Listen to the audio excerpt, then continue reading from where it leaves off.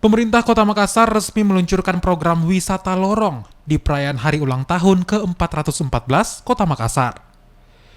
Peresmian lorong wisata pun disambut antusias warga yang ingin menyaksikan keindahan lorong yang dicat warna-warni dan dilengkapi ayunan, serta cermin dengan desain jendela. Tak ketinggalan, mereka juga turut mengabadikan momen ini dengan bersuah foto bersama.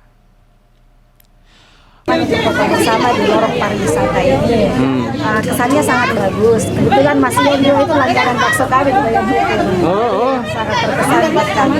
Sebagai warga Bu melihat ini sangat terinspirasi itu seperti apa? Inspirasi ya, itu tentunya buat teman-teman di bagian hukum nanti ya, bagaimana bisa menciptakan kreativitas supaya lebih keren lagi dengan berinovasi, berkreasi. Saya rasa sangat bagus, sangat inspirasi sekali. Lorong wisata terwujud atas kerjasama pemerintah Kota Makassar dengan pihak swasta serta warga setempat. Lukisan yang dihadirkan dalam lorong mengangkat konsep wisata kuliner.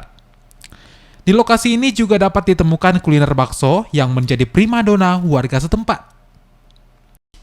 Mungkin kolaborasi antara warga dengan pemerintah kota.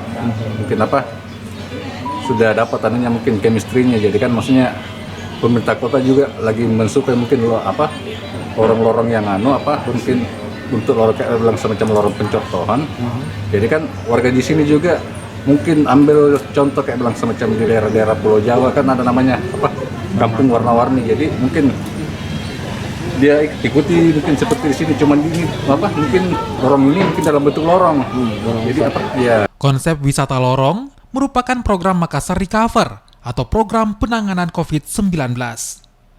Program ini terdiri dari 3 bagian, yakni imunitas kesehatan, adaptasi sosial, dan pemulihan ekonomi. Kehadiran wisata lorong diharapkan dapat meningkatkan kesejahteraan masyarakat melalui perputaran ekonomi. Selain wisata lorong di Jalan Bambang Puang, 5.000 lorong lainnya juga akan ditata dan dibenahi. Arif Tirtana, Kompas TV, Makassar.